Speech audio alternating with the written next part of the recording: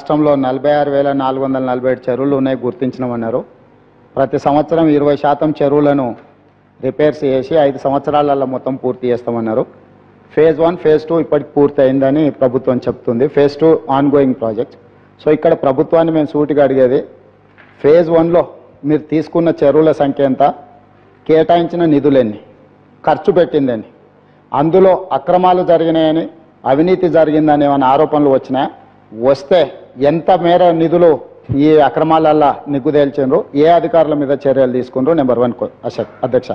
Number 2 phase 2లో కూడా సిమిలర్గా మీరు తీసుకున్న చెరువులు దాదాపుగా మా దృష్టికి వచ్చిన మేరకు 9,000 చిల్లర తీసుకున్నారు, కానీ మంజూరు అయినాయి 8,913. సెప్టెంబర్ వరకు మాకున్న సమాచారం మేరకు 267 చెరువులు మాత్రమే పూర్తయినాయని సమాచారం అందుతుంది అధ్యక్ష.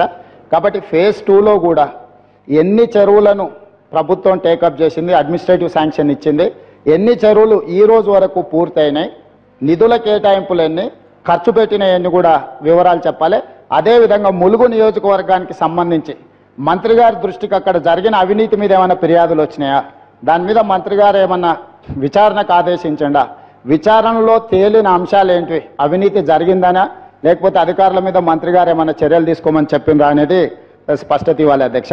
అదేవిధంగా ఈ చెరువుల కబ్జాలను కూడా ఎంతటి వారైనా కూడా ఖచ్చితంగా తొలగిస్తాం.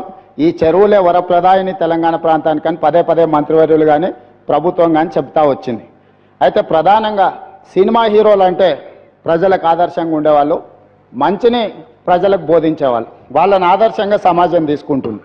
హైటెక్ సిటీ ఎదురుగా గురుకుల్ భూములలో ఎన్ కన్వెన్షన్ అనే ఫంక్షన్ హాల్ ఏదైతే ఉందో అక్కడున్న చెరువులో సగానికి అడ్డంగా గోడ కట్టి కొన్ని ఎకరాలు ఆక్రమించుకొని ఫంక్షన్ హాల్ నిర్వహిస్తున్నారు.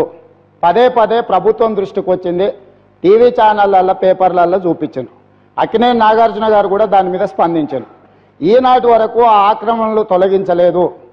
ఎందుకు అక్కినేని నాగార్జున గారు ఆక్రమించుకున్న చెరువుల ఆక్రమణలు తొలగించలేదు, ఎందుకు చర్యలు తీసుకోలేదు, ఏ శక్తులు అడ్డం పడుతున్నాయి, ఎప్పటిలోగా చర్యలు తీసుకుంటారో మంత్రి గారు సూటిగా సమాధానం చెప్పాలి.